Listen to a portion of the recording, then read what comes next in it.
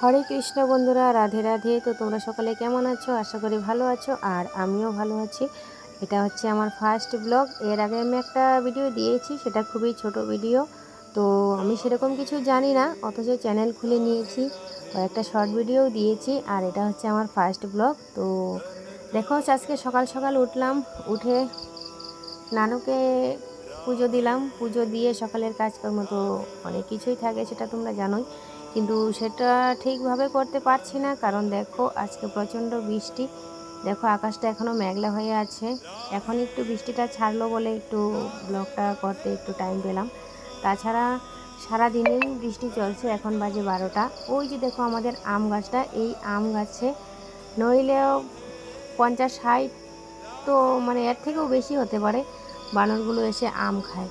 তো তার থেকেও বেশি একটা মানে আমাদের বাড়িতে আকর্ষণীয় ব্যাপার, জানি না তোমাদের কাছে কীরকম, এই যে এই ফুলগুলো আমাদের বাড়িতে সারা বাড়িতেই আছে একটা দুটো, কিন্তু বৃষ্টির জন্য সেরকমভাবে হতে পারছে না। দেখো তুলসী মেদির উপরে লাগিয়েছিলাম এই পর্তুলিকা ফুলটা, একটা ফুল ফুটেছে, আজকে একটা ফুটেছে, অন্যদিন বেশি ফুটে। আর দেখো কড়িও রয়েছে অনেক।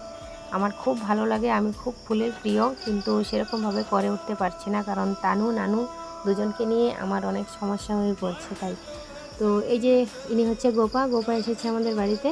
তো এই যে ফুলটা দেখাচ্ছে যে গোপা, এই ফুলটা কিন্তু খুবই সুন্দর।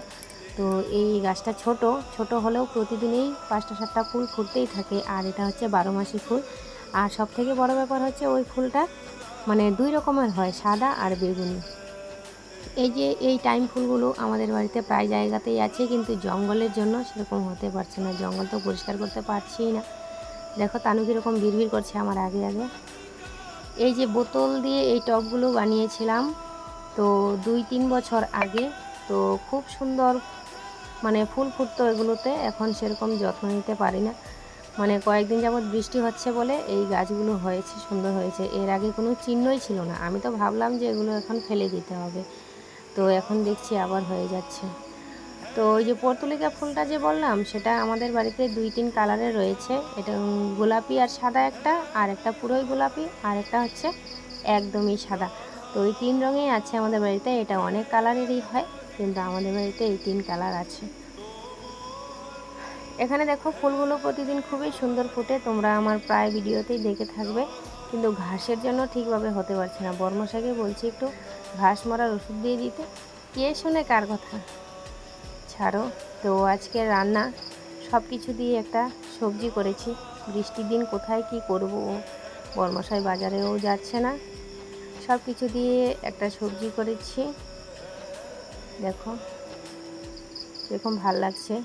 তোমরা যারা নিরামিষ বুঝি, অবশ্যই তোমাদেরও ভাল লাগবে এরকম সব কিছু দিয়ে যদি সবজি বানাও। আর এখানে হচ্ছে কুমড়ো আর মুগ ডাল দিয়ে ঘন্ট, আর এখানে হচ্ছে কুমড়োর বড়া। তো আজকে রান্না বাড়া এতটুকুই, আর কিছু বললাম না। তোমরা আমার একটু পাশে থেকো প্লিজ, যদি তোমাদের ভালো লাগে অবশ্যই চ্যানেলটা সাবস্ক্রাইব করো, লাইক কমেন্ট করো, শেয়ার করো। তো তাহলে আমার একটু ভালো লাগবে, ভিডিও করার একটু আগ্রহ জাগবে যদি তোমরা আমার পাশে থাকো।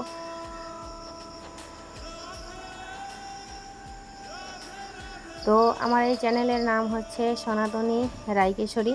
তো জানি না নামটা আমি কীরকম দিয়েছি, তোমাদের কীরকম লাগবে। তো তোমরা যদি আমার এই ভিডিও দেখতে চাও, আমার শর্ট ভিডিওগুলো, তাহলে অবশ্যই দেখো।